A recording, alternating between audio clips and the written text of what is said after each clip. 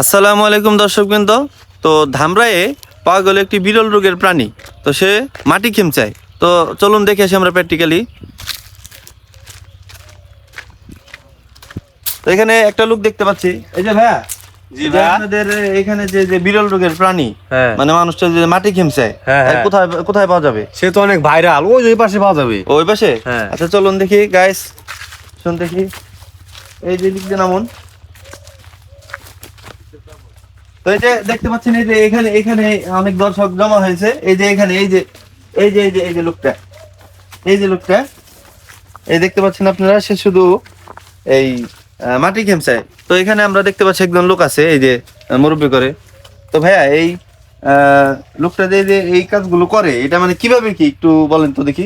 আসলে ভাই কি কমু, ও আসলে ছোটবেলা থেকে মাটি খেমছে। হ্যাঁ আর রোগ এটা অবশ্য গ্রামবাসীর লিগে লাভ হইছে। এরকম এই যে আমার ক্ষেত একটা খোদার লাগছে, হ্যাঁ, হ্যাঁ। কারণ বেকু আনমু টেহা পয়সা যাইবো, আর এর সাথে কইছি যে আর লাগাই দেই, ও আমার ক্ষেতটা একলাই খুঁজে দিছে। বাহ বাহ বাহ বাহ। তাহলে এখানে আরেকটা লোক দেখতে পাচ্ছি আমরা।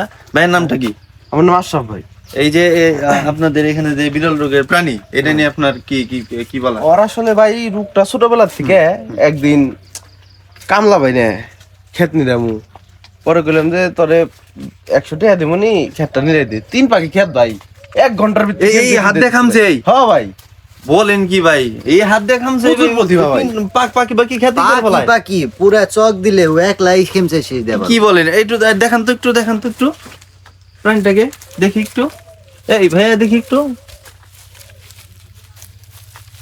আসলে এই গাইস, মানে বিরল রোগের প্রাণী, পৃথিবীতে এরকম কোনো রোগ নাই। পাখি পাখি খেত সেইভাবে খামছে, মনে করেন এই যে দেখেন, এই যে চাষ করে ফেলাইতেছে, চাষ করে ফেলাইতেছে পাখি পাখি খেত।